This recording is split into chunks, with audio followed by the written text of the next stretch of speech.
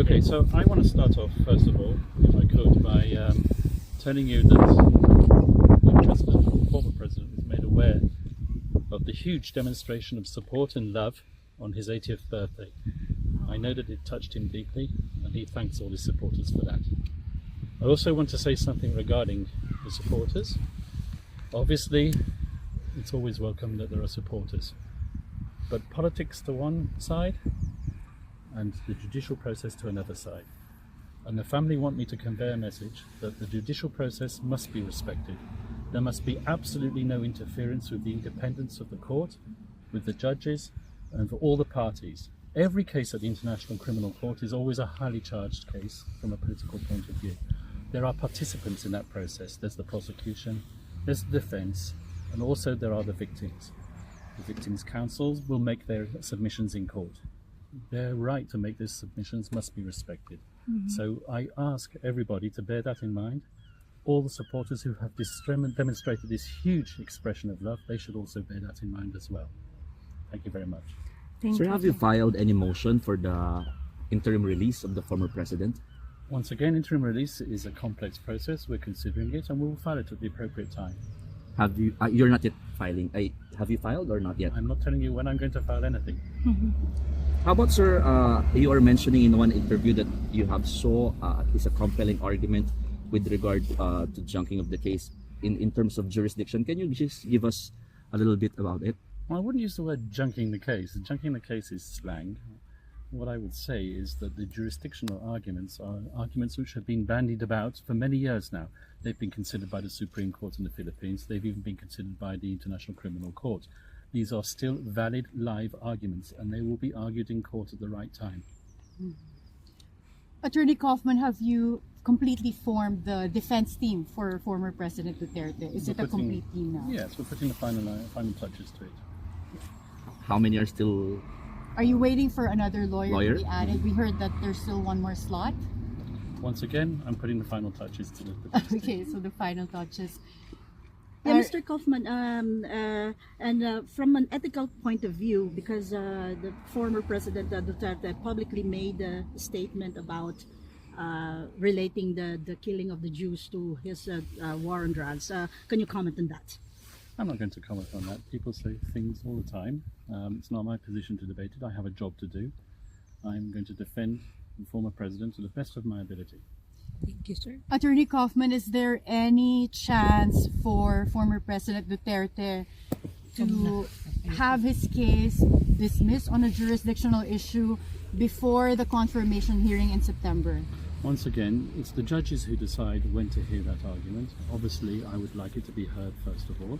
I believe that there are compelling arguments, and I will seek to persuade the judges, but the people who decide at the end of the day are the judges themselves. It's not my job to presume anything here. I believe that there is a strong argument for the lack of ability to exercise jurisdiction given the Philippines' withdrawal from the Rome Statute. I hope that the judges will accept my submission. They might decide, obviously, that they don't want to hear it at the earlier stages. They might want to combine it with the confirmation hearing itself.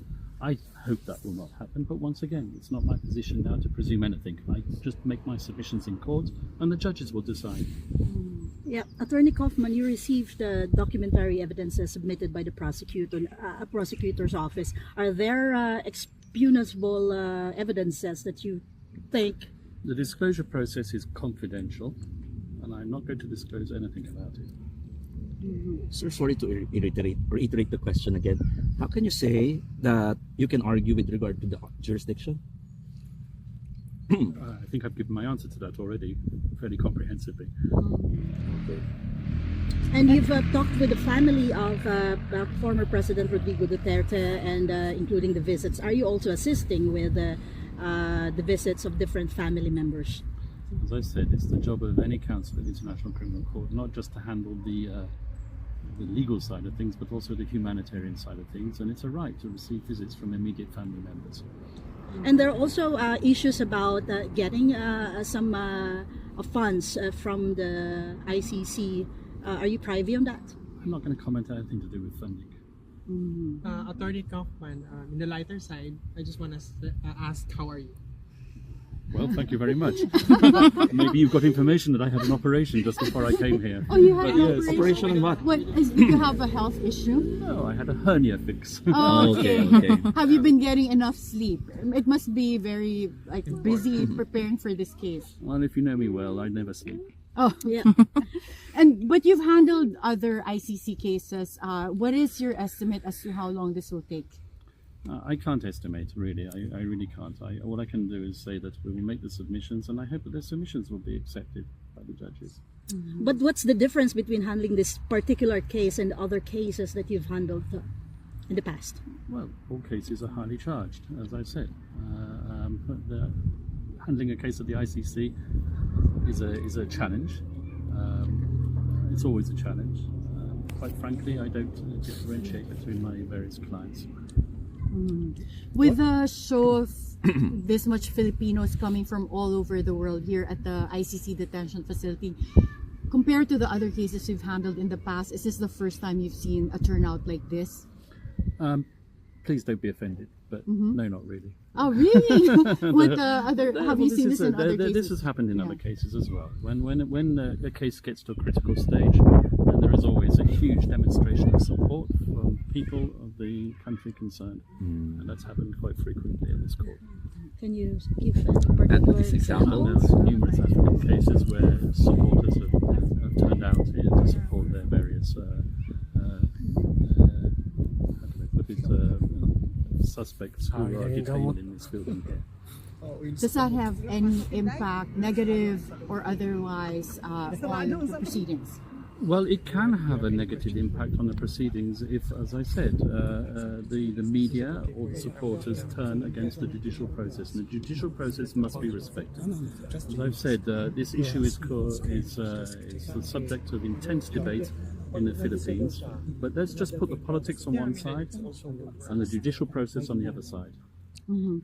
Attorney Kaufman, you mentioned that you work with or you knew prosecutor Karim Khan. Can you comment on that?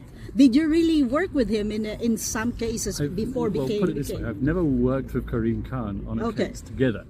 I know Karim Khan for many years. He has a similar background to the background that I have. We've been working in international criminal tribunals for many years.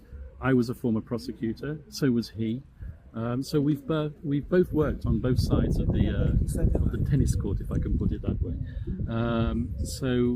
My familiarity with Karim Khan goes back many years. I respect him. I hope that he will be fair. I have no reason to doubt that he will be extremely fair in this process. And as I said, I look forward to working opposite him in the courtroom. Attorney Kaufman, you're one of the few people who have seen former President Duterte. You get to visit him. How is he, health-wise and physically and emotionally? Well, as I said, he's in good spirits, and I will keep on saying that because he is in good spirits. Obviously, he's 80 years old, and with all the accompanying medical issues that accompany someone who's 80 years old, and it's not easy to get adjusted to the life in UN detention or ICC detention. So those are the only challenges that he's facing at the moment. Okay. Is there any word from President Duterte that he is requesting from you? Everything that I've said regarding the need to respect the judicial process is something that I know that he endorses fully. Okay, thank you very much. I've got to go in now. Thank you. Thank you. Thank you.